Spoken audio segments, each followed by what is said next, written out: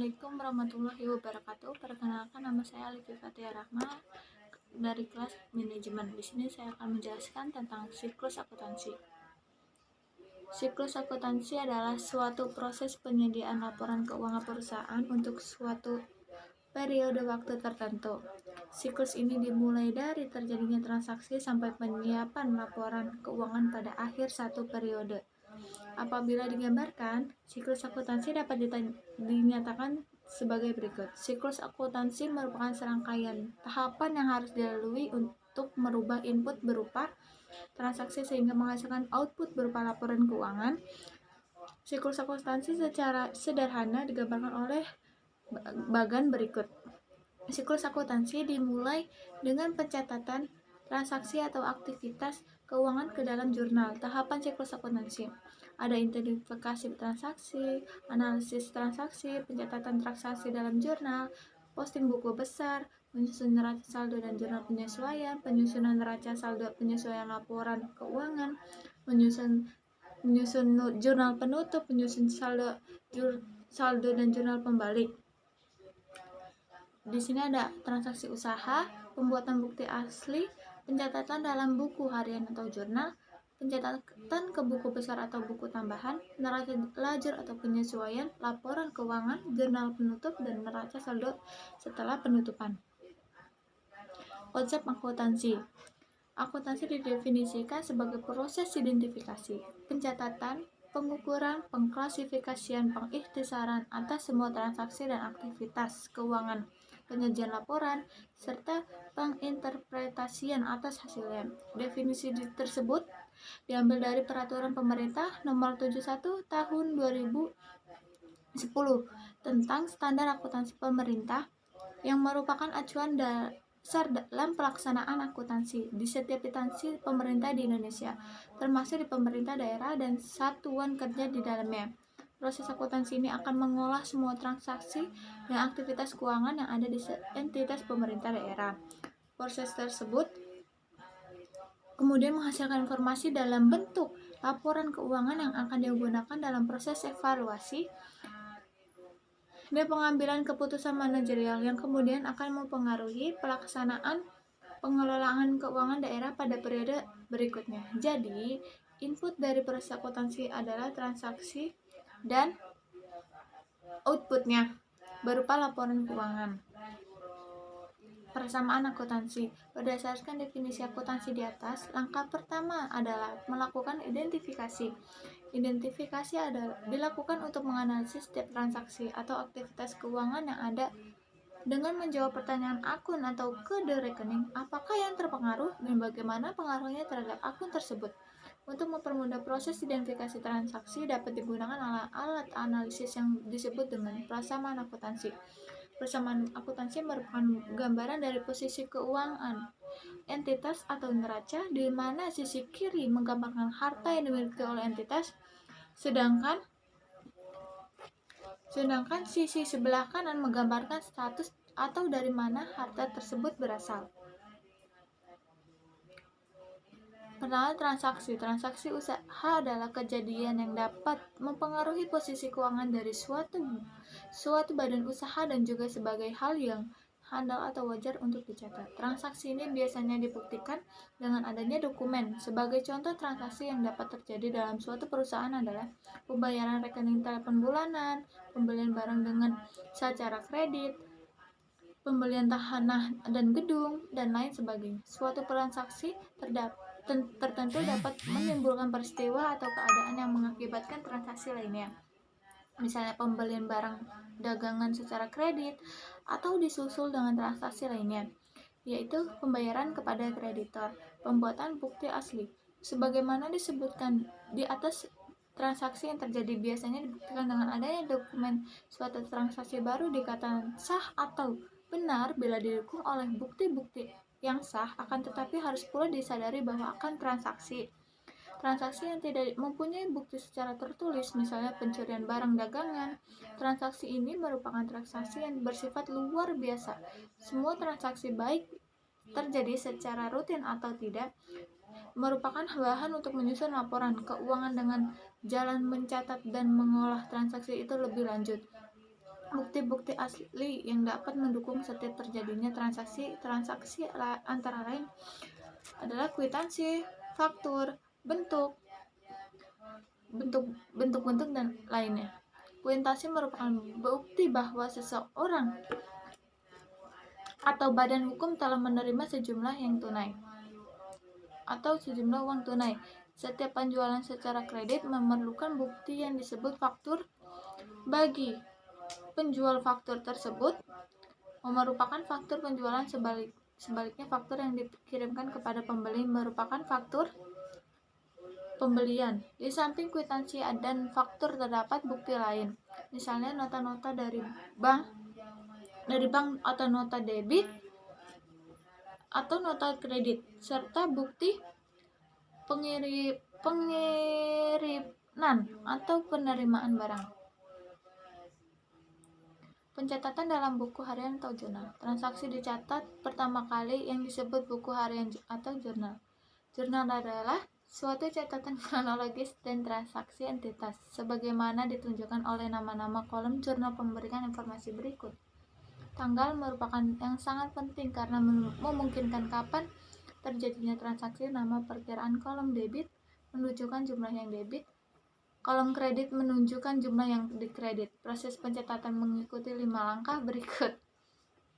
Mengidentifikasi transaksi dari dokumen sumbernya, misalnya dari slip deposito bank, penerimaan penjualan dan cek. Menentukan setiap perkiraan yang dipengaruhi oleh transaksi tersebut dan mengklasifikasikan berdasarkan jenisnya atau aktiva, kewajiban atau modal. Menetapkan apakah setiap perkiraan tersebut mengalami penambahan atau pengurangan yang disebabkan oleh transaksi itu. Memasukkan transaksi tersebut ke dalam jurnal. Menetapkan apakah harus mendebit atau mengkredit perkiraan. Transaksi dicatat pertama kali yang disebut buku harian atau jurnal. Jurnal adalah suatu catatan kronologis dari transaksi entitas berdasarkan kelima tahap tersebut. Untuk menjurnal transaksi terjadi pasca sebuah perusahaan pengangkut PT Yuda Makmur, yaitu menginvestasikan 50 juta tunai ke dalam usaha. Langkah sebagai usaha adalah sebagai berikut. Langkah pertama, dokumen sumbernya adalah slip deposito bank dan cek milik Yuda Makmur sebesar 50 juta yang diambil dari rekening langkah pribadi di bank. Langkah kedua, perkiraan yang dipengaruhi oleh transaksi tersebut.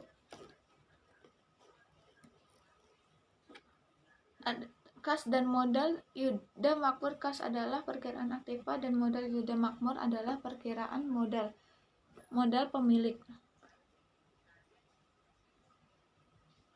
Langkah ketiga, kedua perkiraan tersebut mengalami penambahan sebesar 50 juta, karena itu di debit, yaitu perkiraan aktiva mengalami penambahan dan modal Yuda yang Makmur di kredit, yaitu perkiraan modal pemilik yang mengalami penambahan. Langkah keempat, kas di debit untuk mencatat penambahan dalam perkiraan aktiva, modal Yuda Makmur di kredit. Nah, ini dia ada contoh soal modal pemilik. Yang atas dan bawah Yang yaitu ada buku ayat controlling piutang. Adalah di gambarnya ada di samping. Setiap ayat jurnal menunjukkan secara lengkap pengaruh investasi dari suatu transaksi awal dari Yuda usaha Makmur. Jika dipelajari perkiraan kas menunjukkan suatu gambaran, yaitu debit sebesar 50 juta. Setiap transaksi mempunyai suatu kredit, dan dalam contoh sederhana ini hal itu diwaktu oleh perkiraan modal. Pencatatan buku besar dan buku tambahan. Buku besar atau ledger untuk memudahkan menyusun informasi yang akan diberikan kepada pihak-pihak yang memerlukan, terutama pimpinan perusahaan. Maka perkiraan-perkiraan yang sudah dihimpun dalam buku harian tersebut harus pula dipisahkan atau digolongkan menurut jenisnya. Menggolongkan perkiraan menurut jenis perkiraan tersebut dinamakan menyusun buku besar. Itu merupakan penggolongan perkiraan menurut jenisnya. Yang B, buku tambahan, subledger. Beberapa perkiraan memerlukan secara terperinci untuk mendukung pas-pas, neraca, dan perhitungan laba rugi. Pada perkiraan piutang diperlukan penjelasan kepada siapa kita berutang atau nama langganan dan berapa saldo masing-masing langganan. Pada perkiraan hutang diperlukan penjelasan kepada siapa kita berhutang atau nama kreditor. Nama kreditor, berapa saldo masing-masing kreditor. Untuk mengetahui perubahan saldo dari tiap-tiap langganan atau kreditor, dibukalah perkiraan untuk tiap langganan atau kreditor. Kumpulan yang dari terpisahkan perkiraan ini disebut besar tambahan atau buku tambahan. Perkiraan masing-masing langganan yang membentuk buku besar tambahan disebut buku besar langganan atau buku besar hutang. Demikian juga perkiraan masing-masing kreditur yang membentuk buku besar tambahan disebut buku besar kreditur atau buku besar hutang. Perkiraan piutang dalam besar umum merupakan ikhtisar dari perkiraan buku besar tambahan, sehingga perkiraan piutang itu disebut perkiraan kontrol atau controlling accounts yang mengontrol buku besar piutang. Demikian juga halnya dengan perkiraan hutang. Sumber pencatatan buku tambahan adalah dari buku controlling atau perincian piutang atau hutang tahun lalu dan transaksi, sehingga apabila digambarkan tampak seperti yang terdapat pada gambar 3. Sebagai contoh, pada Yuda Makmur terdapat buku tambahan hutang dan tambahan piutang dan buku berikut sebagai berikut. Dan di bawah ini adalah buku tambahan piutang. Nah, di sini ada F. Rahayu, contoh soalnya, dan di bawahnya ada contoh soal buku controlling piutang.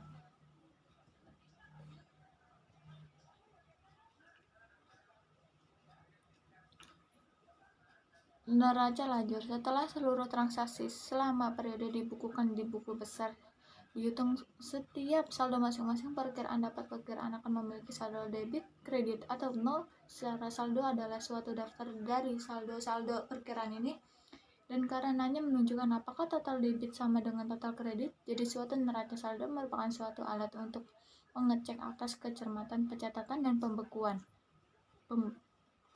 Dalam neraca saldo terdapat hampir semua perkiraan pendapatan dan beban perusahaan. Dikatakan hampir semua karena masih ada pendapatan dan beban yang mempunyai pengaruh lebih dari suatu periode akuntansi. Itulah sebabnya neraca ini disebut dengan neraca saldo yang belum disesuaikan.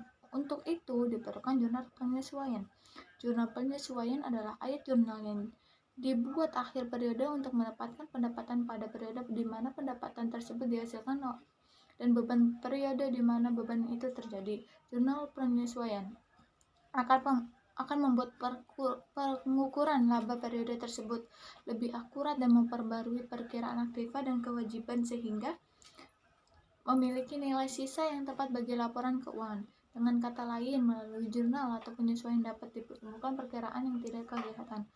Perkiraan yang memerlukan penyesuaian antara lain ialah biaya-biaya yang masih harus dibayar, pendapatan yang masih harus diterima, biaya-biaya yang dibayar lebih dahulu, pendapatan yang diterima lebih dahulu, penyusutan bangunan, mesin-mesin dan lain-lain, pemakaian perlengkapan, office supplies dan store supplies, kemungkinan piutang tidak dapat tertagih, persediaan barang dagangan. Nah, di bawah ini adalah contoh. Di bawah ini mengikhtisarkan ayat jurnal penyesuaian dari PT Yuda Makmur yang dibuat pada tanggal 31 Desember. Nah, ini dia contohnya di bawah ini. Nah, di sini ada contoh soal dari PT Yuda Makmur neraca lajur untuk tahun yang berakhir 31 Desember 1999.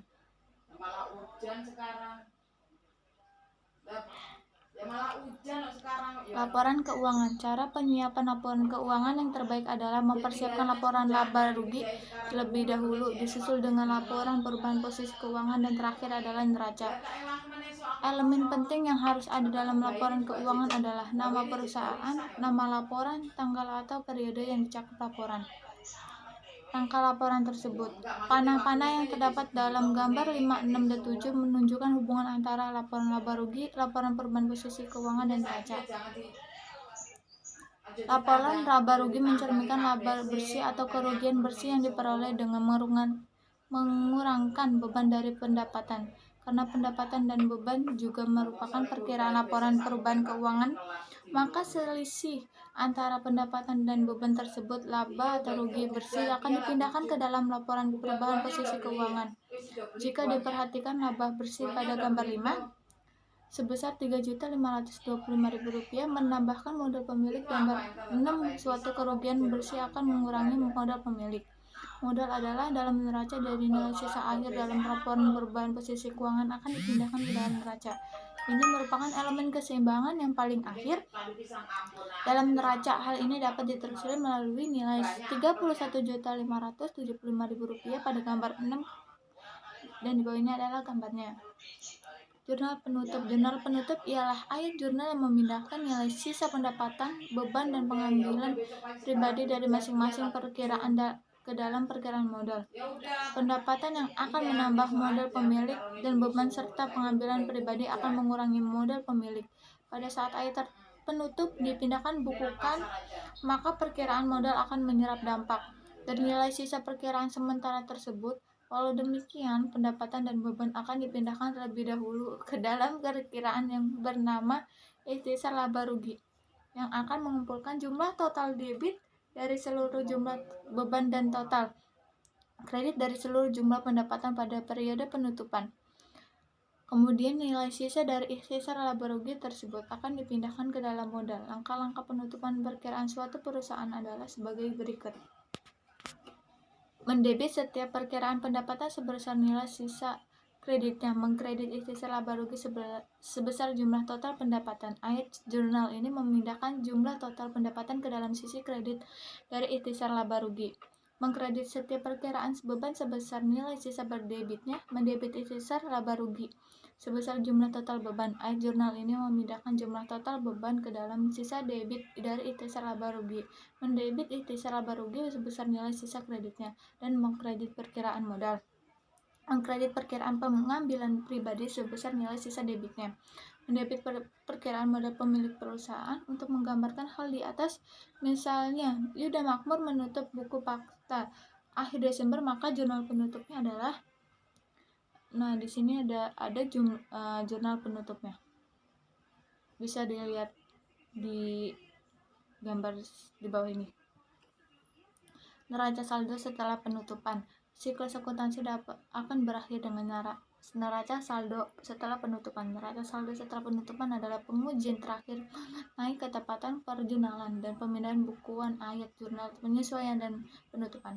Seperti halnya neraca saldo yang terdapat pada awal pembuatan neraca lajur, neraca saldo setelah penutupan adalah daftar seluruh perkiraan dengan nilai sisanya. Langkah ini dilakukan untuk meyakinkan bahwa buku besar pada posisi seimbang untuk memulai periode akuntansi berikut. Neraca saldo setelah penutupan diberi tanggal terakhir periode akuntansi di laporan tersebut dibuat.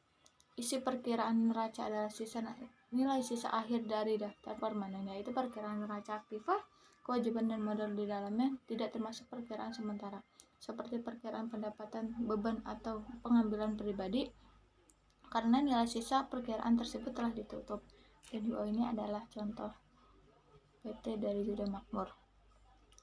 Siklus akuntansi adalah pembuatan laporan keuangan perusahaan untuk suatu periode tertentu, dimulai dengan terjadinya transaksi-transaksi yang dicatat dan dikumpulkan secara sistematis.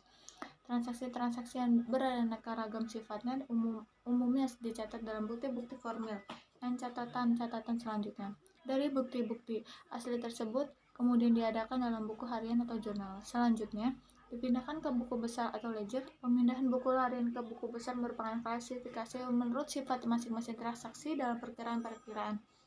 Di samping buku besar terdapat pula tambahan atau subledger yang memperinci tiap gabungan dalam buku besar. Buku tambahan ini antara lain buku piutang, buku hutang, buku persediaan, dan lain-lain.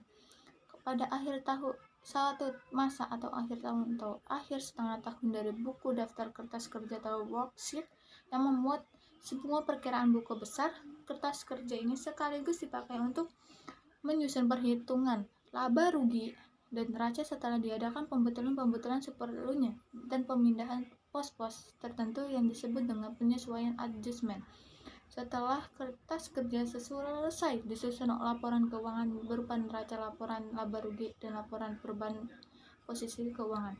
Sekian dari saya, kurang lebih mohon maaf. Wassalamualaikum warahmatullahi wabarakatuh. Terima kasih.